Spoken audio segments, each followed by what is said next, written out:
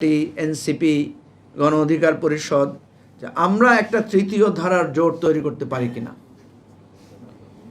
এই তৃতীয় ধারার জোট গঠনে আমাদের প্রধান বাধা কি? প্রধান বাধা হচ্ছে মাওলানা ভাসানী। আপনারা তো ভাবছেন মাওলানা ভাসানী কিভাবে বাধা? উনি কবর থেকে গিয়ে আমাদেরকে কোনো ফরমান পাঠিয়েছেন? আমরা সবাই মাওলানা ভাসানীকে আদর্শ মানি, কিন্তু কেউ মাওলানা ভাসানী হইতে চাচ্ছি না। কারণ দিন শেষে আমরা ভাবি যে পার্লামেন্টে যাওয়াটা কিভাবে নিশ্চিত করা যায়। আমি মনে করি আমরা যারা নতুন ধারার রাজনীতি করছি, হঠাৎ করে আমাদের ভোট জনভিত্তি এটা হঠাৎ করে তৈরি হবে না। এটা কোনো না কোনো একটা অবদানের ভিত্তিতে আমাদেরকে তৈরি করতে হবে।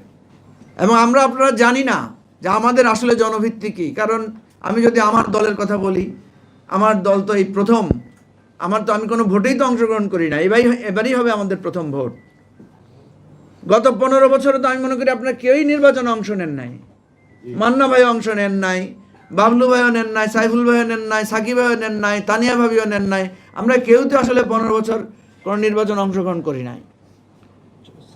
কিন্তু মানুষ সাকিবে অংশগ্রহণ করছে। আচ্ছা,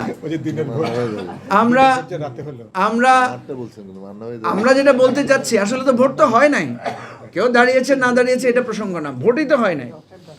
প্রসঙ্গ কথা হচ্ছে যে আমাদেরকে যারা বলে যে আপনাদের তো ভোট নাই, আপনাদের দলের তো ভিত্তি নাই, আমি এটা মাথা পেতে গ্রহণ করি। কারণ আমি তো ভোটে অংশগ্রহণ করি না, আমার ভোট থাকবে কোত্থেকে? সেজন্য আমি বারবার বলি, চলেন সবাই একসাথ হয়ে একটা বার অন্তত প্রমাণ করি যে আমাদের ভোট আছে কিনা নাই। এটা আমরা তো মানুষের কাছে যাই নাই এখনো।